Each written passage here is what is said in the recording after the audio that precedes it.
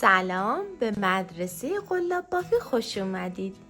توی این ویدیو قرار قدم به قدم با بچه هایی که تازه میخوان قلاب بافی رو یاد بگیرن پیش بریم و تمام اصول بافت رو یاد بگیریم. علائم رو با هم تکرار میکنیم، نخ‌ها رو شناسایی میکنیم، قلاب ها رو میشناسیم و اینکه چه ابزاری برای کارمون مناسبه. تمامش رو توی این ویدیو و هایلایتی که به عنوان مدرسه قلاب بافی براتون تهیه کردم میتونید مشاهده کنید. ابزاری که ما برای این هنر احتیاج داریم: قلاب، نه به این تعداد بسته به نیازتون، یک قیچی، نخ و سوزن که دو مدل فلزی و یک مدل دیگه که مخصوص کارهای بافت هست مثل این کار. پس شد یک مدل فلزی، یک مدل هم مخصوص کارهای بافت. در صورت نیاز به سنجاق قفلی و مارکر احتیاج داریم. همینطور که میبینین قلاب ها سری های مختلفی دارن. ببینین هر کدومش نشون میده که سایز متفاوتی داره. سایز هر قلاب روی قلاب نوشته شده. ببینین به حک روی قسمت قلاب ها دقت کنین و هر کدوم سایزشون متفاوته. بهترین حالت قلابیه که دسته ژله‌ای داره و توی دست حین باف راحت تر هستین. به دست فشار نمیاره و راحتید.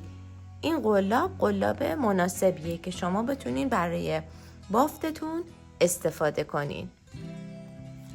من اینجا نخ‌های متفاوتی دارم از برندهای متفاوت و با کاربردهای متفاوت. شما برای شروع نیازی نیستش که دنبال نخ‌هایی برین که برای تزیینات یا خرج کاربرد دارن. این نخ‌ها گزینه مناسبی برای بافت شما نیستن، مخصوصا که تو قدم‌های ابتدایی هستین و نیازه که خیلی ببافید و بشکافید.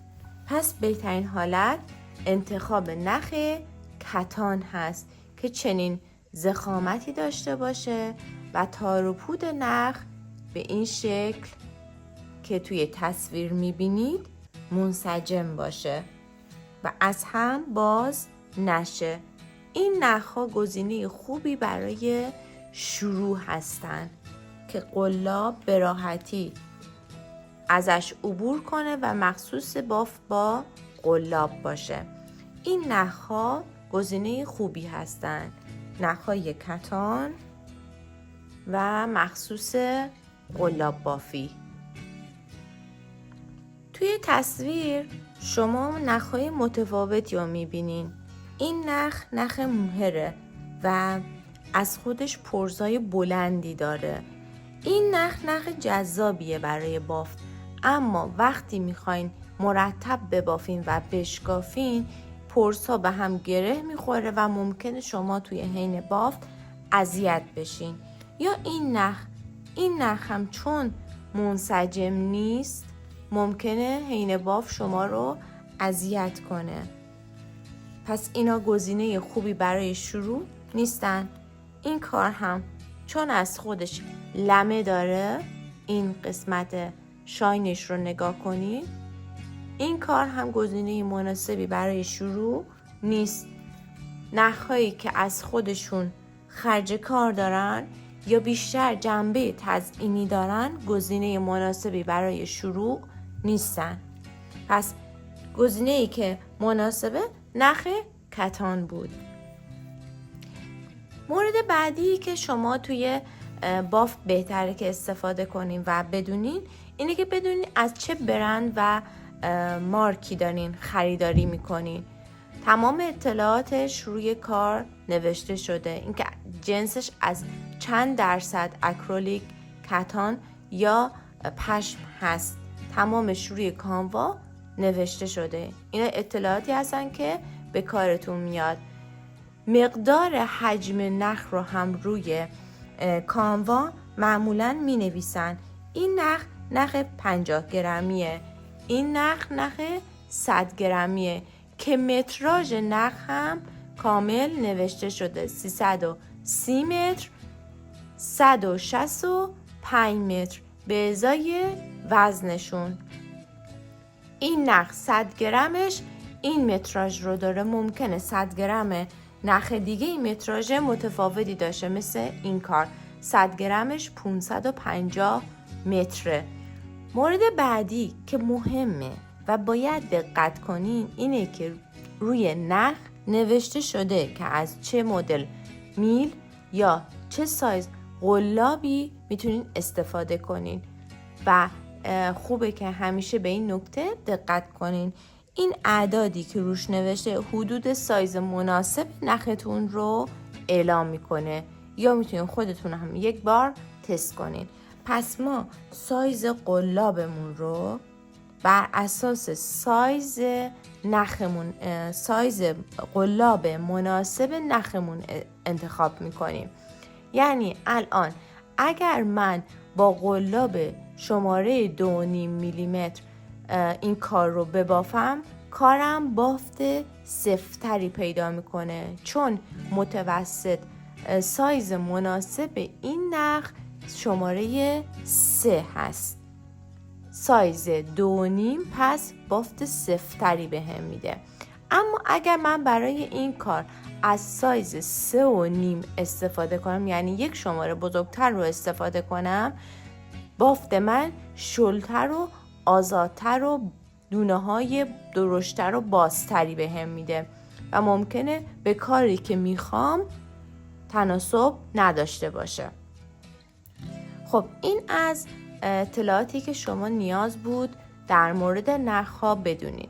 یک نکته هم که برای حرفه‌ای تر شدن توی بافت خوبه بدونین اینه که تعداد نخی که دارین تهیه میکنین سعی کنین معمولا یک کلاف بیشتر تهیه کنین از میزانی که احتیاج برای کارتون. ممکنه اون نخ کم بیاد یا شما نتونین مجدد تهیهش کنین و کارتون نیمه بمونه. یا کار دیگه که میتونین انجام بدین، این قسمت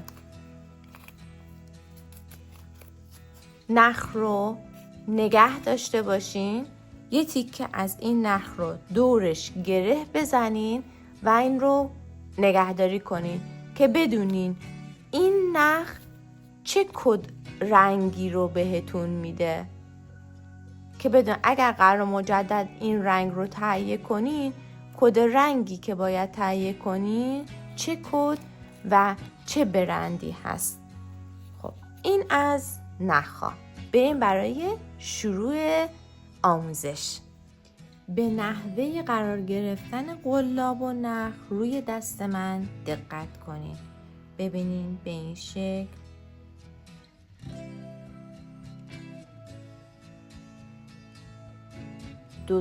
دور این انگشت چرخوندم، یک بار به رو به این شکل سر قلاب رو به این شکل تو دستم گرفتم،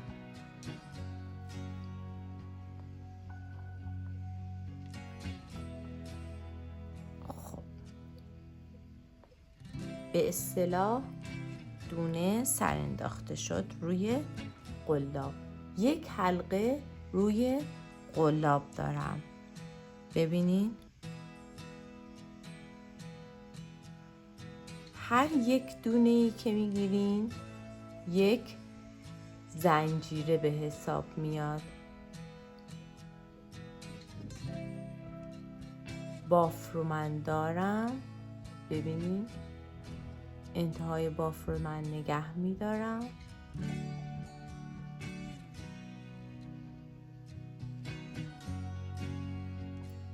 و انقدر سعی کنین این نوار رو ببافین تا بافت یک دست و منظمی در نهایت داشته باشین.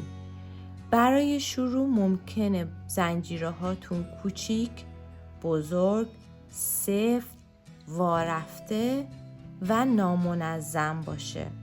کاملا طبیعیه و اصلاً نگران و ناامید نشید. فقط کافیه انقدر کار رو ادامه بدین تا به نتیجه دلخواه، منظم و یک دست برسید. علامت زنجیره توی قلاب بافی به این شکله. توی حالت پترن نوشتاری به این شکله. ما میگیم زنجیره و علامتش تو قلاب بافی به این شکله. پس هر یک دونه این علامت معادل یک زنجیره است. هر زنجیره دارای 2 تا لوپ هست. به این لوپ بیرونی میگیم، این لوپ داخلی، یا لوپ بالا، لوپ پایین. پس دقت کنید، ما با این 2 تا لوپ کار داریم. پس هر یک دونه‌ای که میگیریم یک زنجیره به حساب میاد. علامت بعدی که قراره با هم یاد بگیریم علامت وصل، پای کوتاه یا این علامته که به اختصار سینگل کروشه که با این علامت به علاوه و ضرب در نشون داده میشه و علامت اختصاری پترن نوشتاریش هم به این شکله. بچه من اسم علامت ها رو به زبون مادری یا همون لحنی که یاد گرفتم بهتون آموزش میدم، اما تو این آموزش شما میتونید علامت اختصاریش رو هم ببینین. خب حالا میخوایم ببینیم که این علامت پای کوتاه یا وصل که ما توی فارسی توی آموزش‌های قدیمی فارسی بهش پای کوتاه و پای وصل میگفتیم، با هم دیگه ببینیم که به چه شکلی باید بافته بشه.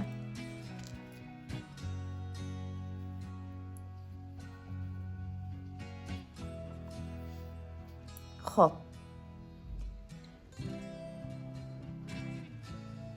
نگاه کنین، زنجیره اول بافته نمیشه. روی زنجیره سوم میرم. 1 2 3. یک نخ میارم بیرون و یک نخ از بالا و گرفتم. این الان پای کوتاهه. این 2 تا زنجیره‌ای که نبافتم رو جلوتر براتون توضیح میدم که چرا من برای شروع بافت 2 تا زنجیره رو نبافتم. اما در ادامه تمام زنجیره ها باید برای این نوار بافته بشن. لوپ بالایی، لوپ پایینی برای یک زنجیره.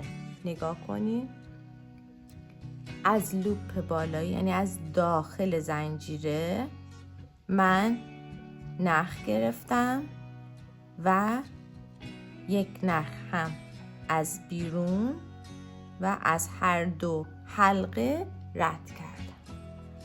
دوباره از داخل یک نخ، 1 2 از دوتا رد کردم. از داخل بیرون از دوتا رد شد به این شکل.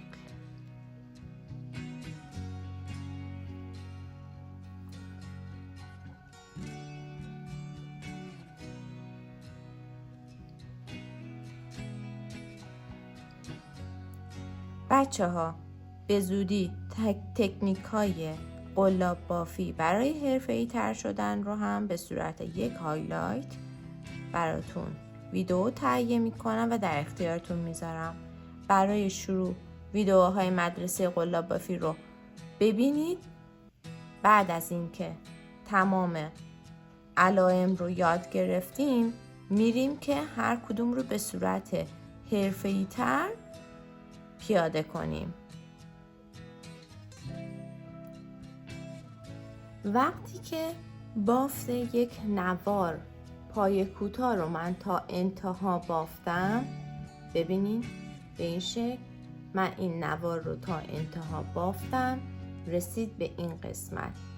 وقتی میخوام رج بعد رو، رج بالا رو شروع کنم به بافتن، پس باید چیکار کنم؟ بافت رو برمیگردونم، یک زنجیره میبافم و به این قسمت دقت کنیم. از این دونه یک زنجیره بافتم، از دونه‌ای که بافته نشده، از این قسمت قلاب باید عبور کنه به این شکل. خب قلاب رد میشه، یه نخ میاد، 2 تا حلقه روی قلاب دارم،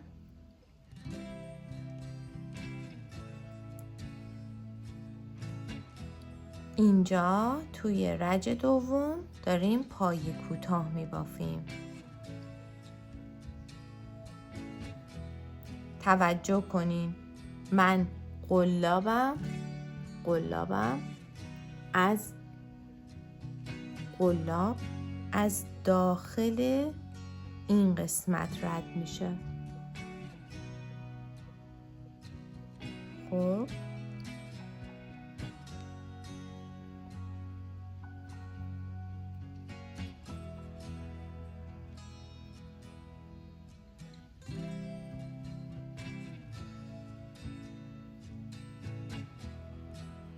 به این شکل.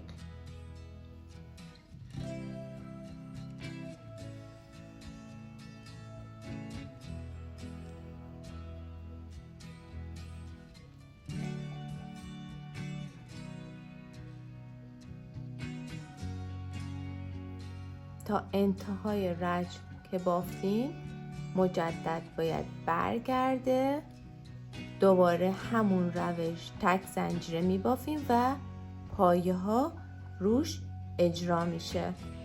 علامت بعدی که قرار یاد بگیریم علامت تی، پای متوسط یا اختصار جهانیش نیم دوبل هست که با HDC توی پترن نوشتاری نشونش میدن.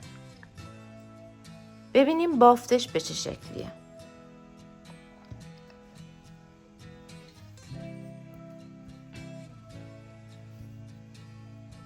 خب این قسمت ما پای کوتاه بافته بودیم.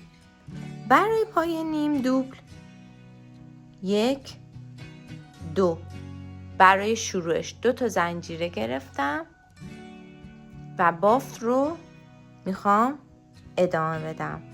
باز قلاب باید از قسمت گندمی کامل رد بشه. یک پشت قلاب میگیرم و قلاب از این قسمت ببینین این نخ رو میگیرم، 1 2 3. یه نخ دیگه از این 3 تا رد میشه. یه پشت قلاب از اینجا یه نخ به این شکل، پشت قلاب به این صورت پایه متوسط یا پایه نیم دوبل بافته میشه.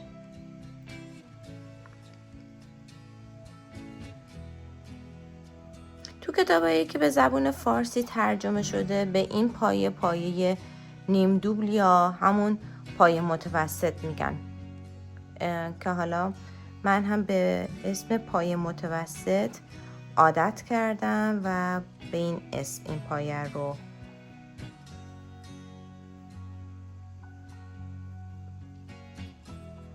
میشناسم. ببینین چنین بافتی داره.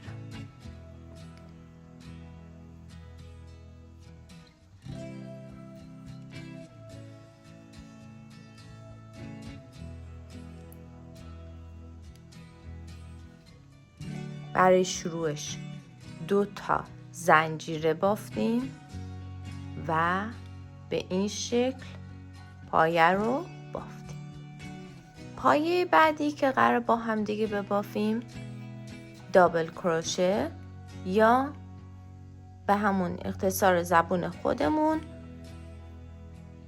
پایه بلند که یک تی یه خط روش نشون داده میشه. علامت پترن نوشتاریشم دی سی به این شکل. حالا ببافیم. برای شروع این پایه شروع رجش رو باید با 3 تا زنجیره شروع کنید. 1 2 3. یه پشت قلاب دوباره از این خونه ببینین به این شکل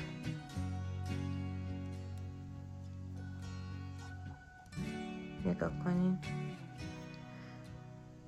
1 نخ میگیریم. 1 2 3. یه نخ دیگه از 1 2 رد میشه. دوباره یک نخ دیگه میگیرم از 1 2 رد میشه به این شکل. پشت قلاب داخل بافت یه نخ 2 حلقه نخ رو از قلاب رد میکنم.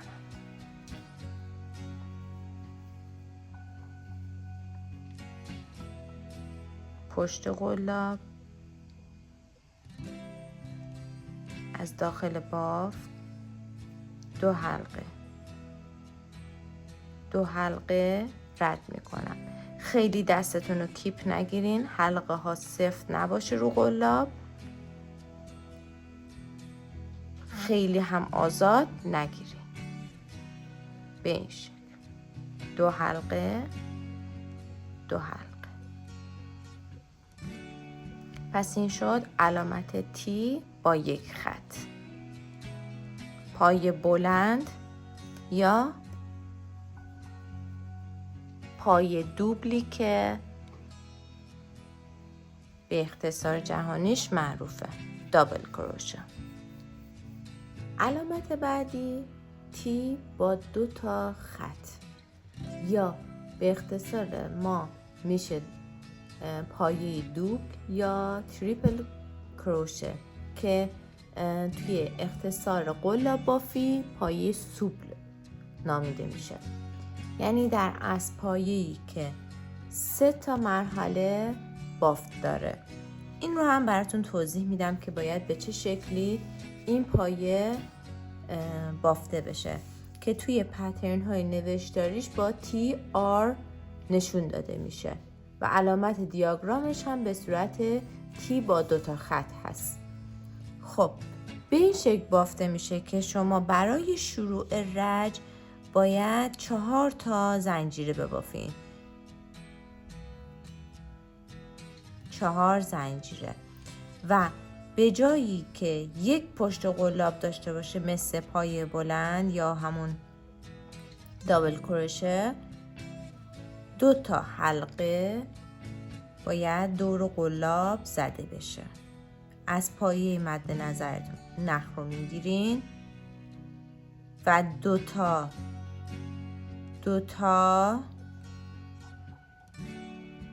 نخ عبور میدین.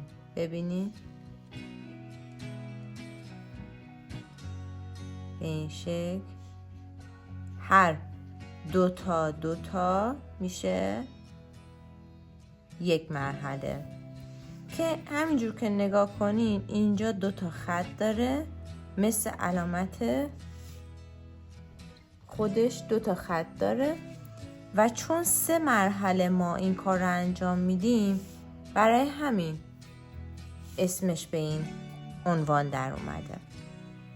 اما خب من توی بافتای خودم به عنوان پایه دوبل اینو معرفی میکنم معمولا توی آموزش ها، به اختصار همون کتاب کمک آموزشی زبان فارسی. اما توی پترن های انگلیسی یا پترن های مرسوم توی پینترست تریپل کروشه یا پایه سوبل عنوانش هست که به این شکل بافته میشه. علامت بعدی که قرار با هم دیگه ببافیم تی با 3 خط.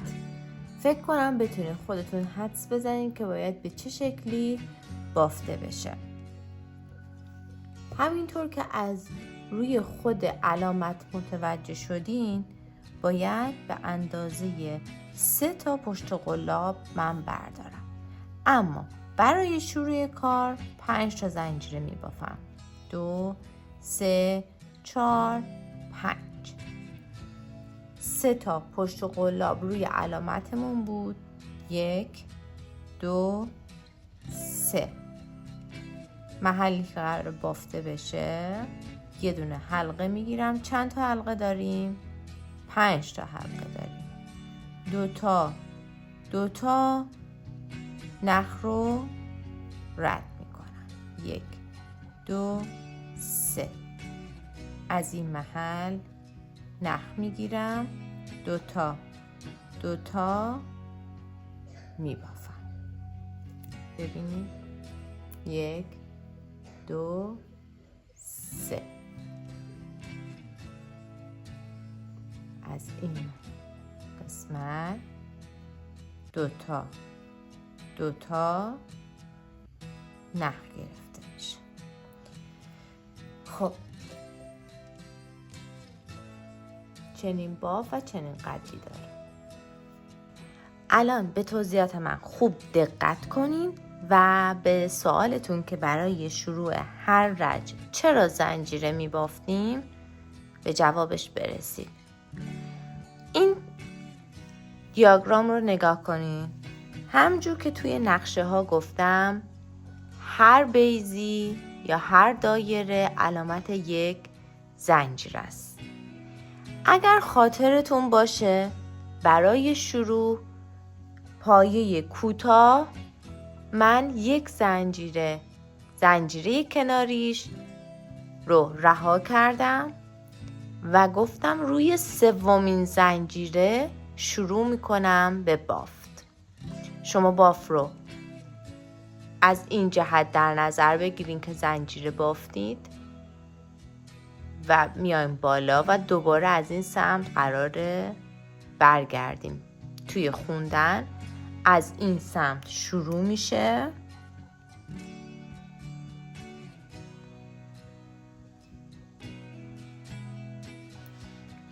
و از این سمت مجدد برگشت خوندنمونه. رج 2 رو باید از این سمت بخونیم. زنجیره ها رو بافته بودم، 2 تا زنجیره نبافتم، توی زنجیره سوم یک پای کوتاه بافتم. این نشون میده که قد هر پای کوتاه به اندازه یک زنجیر است. برای شروع رج پای متوسط یا پایه نیم دوبل، همینجور که اینجا نشون دادم، 2 تا زنجیره نیازه که اندازه قد این پایه باشه. ببینید برای این پایه 2 تا قد زنجیره نیازه و برای این پایه 3 تا قد زنجیره نیازه و برای این 4 تا و همینطور به بیشتر. وقتی توی رجبافی هستین، نوار پایینی زنجیره است. یعنی شما نمیبینین که به فرض که قرار پایه متوسط بافته بشه، ببینین 2 تا زنجیره که میشه قد پایه و زنجیره زیری میشه پایه اون قد زنجیره.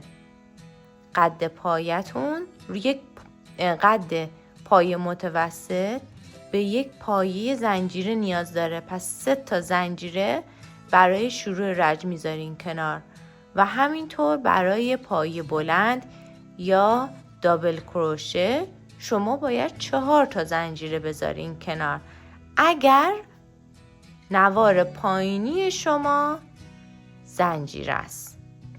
اما اگر نوار پایینی بافت باشه مثل این، مثل زمانی که داشتیم هر رج رو میبافتیم، فقط نیاز شما اندازه قد پایه زنجیره ببافین. اندازه قد پایه یعنی چی؟ اگر پایه کوتاه زیر بافت زنجیره نیست، فقط اندازه قدش یک زنجیره. اگه پایه متوسط یا نیم دوبله 2 تا زنجیره و همینطور تا پایه های دیگه. روال و قاعده همینه. حالا ما چرا باید به اندازه قدشون زنجیره ببافیم؟ دلیلش رو الان توی بافت نشون میدم. ببینین به این قسمت بافت خوب دقت کنین. من اگر پایه زنجیره رو نبافم و بخوام مستقیم بدون این که اندازه معادلش رو ببافم، بخوام شروع به بافت کنم، پایه نیم دوبل میخوام ببافم، یک پشت قلاب داشت و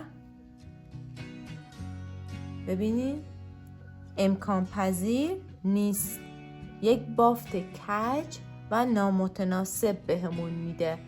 یعنی من با پایه اولم رو نبافتم و شروع کردم به پایه دوم، به بافت پایه دوم که این کار شما رو از قاعده خارج میکنه. برای اینکه این اتفاق نیفته و برای هر بافت شما نیاز دارین که نخ بالای کارتون باشه نه پایین کار. نخ رو به وسیله معادلش هر پایه‌ای که قراره ببافم به سمت بالا میارم، زنجیره میبافم.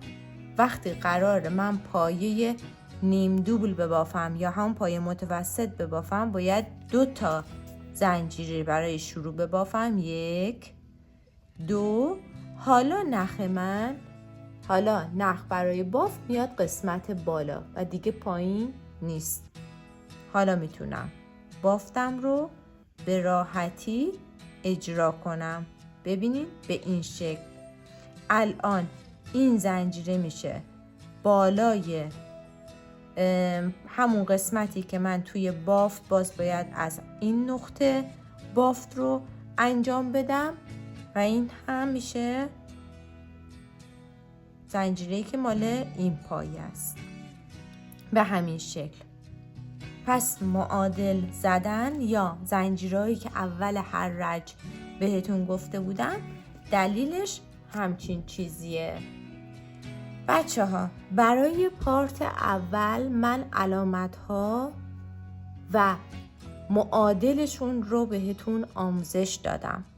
برای پارت دوم قراره نحوه کم کردن، نحوه افزایش و چند مدل پایه دیگر رو بهتون آموزش بدم. خوشحال میشم که در ادامه با من همراه باشید.